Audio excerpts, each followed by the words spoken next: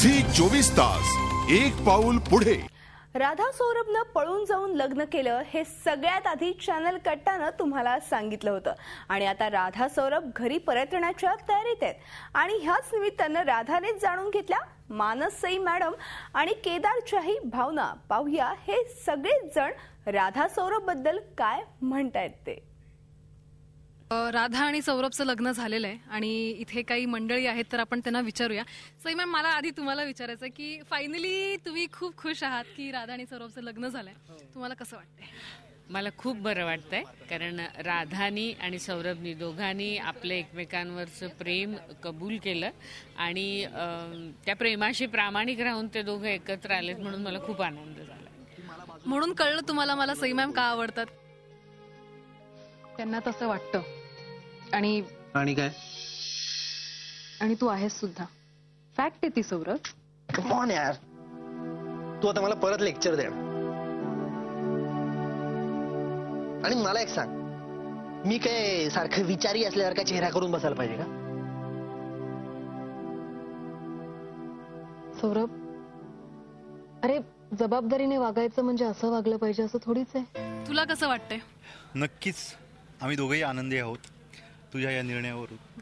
आणि तुम्हाला आता दोघांनाही पुढे जाऊन एक ठोस पाऊल उचलायचं आहे. सो आम्ही तुमच्या नेहमी पाठीशी असणार आहोत. आणि मग आम्हाला काय सल्ले देशील तू? ते तुझं लग्न झालंय कारण म्हणून विचारतेय. ते मी सई मॅमशी डिस्कस करूनच नक्की तुला सांगेन. Okay, great. आता केदार इथे आहे. केदार, सॉरी मी लास्ट मोमेंटला तुला डिच केलं, पण माझं आणि सौरभचं आता लग्न झालंय. कसं वाटतंय तुला? मला खरं तर माझी चूक कळली आहे आणि तुम्ही दोघांनी केलं ते योग्य केलं. त्यामुळे माझ्या आयुष्याला एक नवीन दिशा मिळेल असं मी समजतो. आणि सीमावहिनीला थोडा धक्का आहे, कारण तिने आजवर प्रत्येकाचं फार प्रेमाने सगळं केलेलं आहे. माझंही खूप प्रेमाने तिने हे सगळं लग्न वगैरे ठरवलं होतं, ते आयत्या वेळेला मोडल्यामुळे तिला थोडा धक्का आहे. सो मी असं सांगेन की सीमावहिनी काय तुम्हाला बोलली तर माफ करा तिला, कारण ती मनाने खूप चांगली आहे, तुम्हालाही माहिती आहे. हां, आता माझं लग्न नाही झालं याचं वाईट तर मला नक्कीच वाटेल, पण मला हे बरं वाटतंय की आज तुम्ही दोघं खुश आहात. विशेषतः माझा धाकटा भाऊ सौरभ खूप खुश आहे, त्यामुळे मला खरंच खूप बरं वाटतंय. स्वतःचा अपमान करून घेण्यासाठी अशा बोलण्याला काही किंमत आहे का सौरभ? प्लीज ना ग, मी सॉरी म्हणण्यासाठी आलोय. नाही प्लीज ना. तुझ्या सॉरी म्हणण्याला काही अर्थ आहे का सौरभ? सगळं नीट जुळवून आणलं होतं मी, ते उधळून निघून गेलास. अर्थ आहे तुझ्या वागण्याला?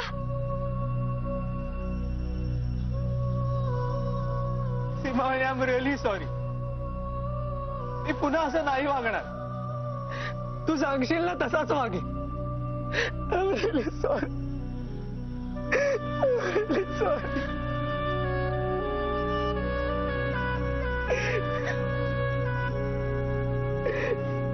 मला अजून एक प्रश्न विचारायचा होता की सीमा वहिनीची रिॲक्शन काय असेल जेव्हा राधा आणि सौरभ घरी येतील तेव्हा?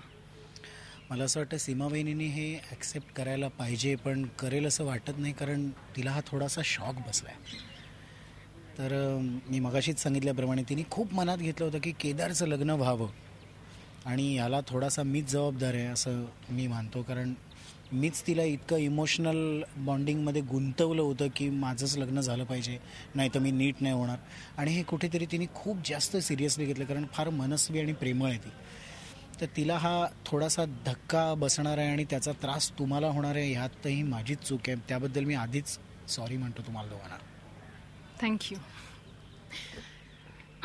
सौरभ, ही बावरी आणि अगदी डेअरिंग करून तू राधाला पळून नेलायस हो. आणि लग्न केलेस तिच्याशी. झालं, आता पुढे काय?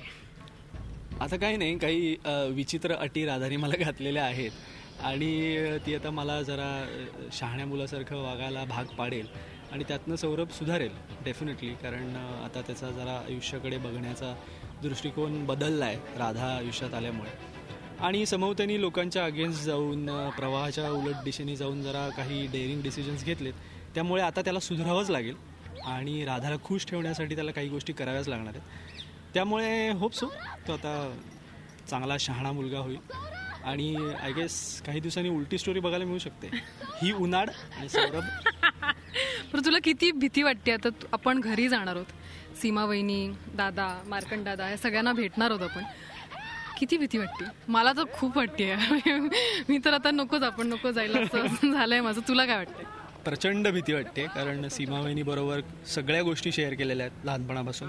आणि आता तिची रिॲक्शन काय असणार, ती किती कोलॅप्स झाली असणार, ह्याची खरंच खूप भीती आहे. मार्कंड दादाबद्दल भीती नाही आहे, कारण त्यांनी आम्हाला क्लिअर केलं की माझा सपोर्ट आहे तुम्हाला. पण सीमा वहिनीबद्दल डेफिनेटली, यश जिजूंबद्दल तर काय आम्हाला माहिती आहे की ते आमचं स्वागतच करणार. आवली आणि मित्रांबद्दल काही शंकाच नाही. दादांबद्दल टोटली अनप्रेडिक्टेबल, काहीच कळू शकत नाही. ते एक अचानक आनंदी रिॲक्शन त्यांची येऊ शकेल किंवा काहीतरी वेगळंच वागतील. केदारबद्दलही थोडंसं टेन्शन आहे की त्याची काय सध्या परिस्थिती असेल. त्यामुळे ओव्हरऑल आता मनाची स्थिती आहे की घाबरलेलो आहे पूर्णतः. पण हो, आम्ही हॅपी आहोत की आम्हाला यश जिजू, आवली, मार्कंड दादा, सई मॅम आणि मानसचा इमेन्स सपोर्ट आहे. त्यामुळे आम्ही मग आता सीमा वहिनीच्या समोर जाऊन उभे राहायला तयार आहोत. आता बघू ती काय म्हणते ते.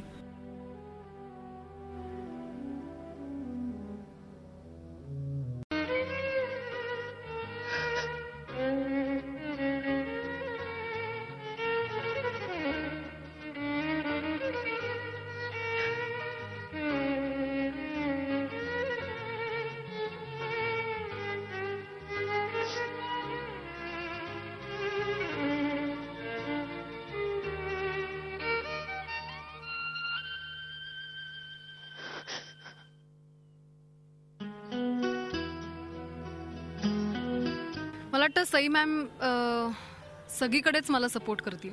म्हणजे इव्हन आम्ही जेव्हा सौरभच्या घरी जाऊ तेव्हा सुद्धा त्यांचा एक सपोर्ट असेलच आम्हाला. आणि दुसरा सपोर्ट आम्हाला त्यांचा लागेल जेव्हा आम्ही आमच्या घरी जाऊ, म्हणजे सरिताई आणि बाबांना जेव्हा फेस करू तेव्हा.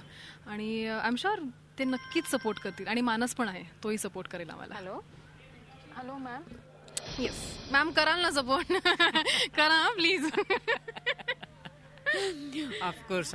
पण तुला माहिती आहे की जो स्वतःला मदत करतो त्यालाच सगळे मदत करतात, देवही मदत करतो. त्यामुळे तुम्हाला तुमच्या दोघांना हे फेस करायचे आणि ते तुम्ही तुमच्या प्रेमावर विश्वास ठेवून, एकमेकांवर विश्वास ठेवून ते नक्की त्या गोष्टींचा सामना कराल याची मला खात्री आहे. आणि आम्ही सगळेच जण तुम्हाला खूप खूप शुभेच्छा देतो आणि तुमचा संसार सुखाचा होईल असा मी आशीर्वाद देते. Thank you ma'am, thank you. झी 24 तास एक पाऊल पुढे.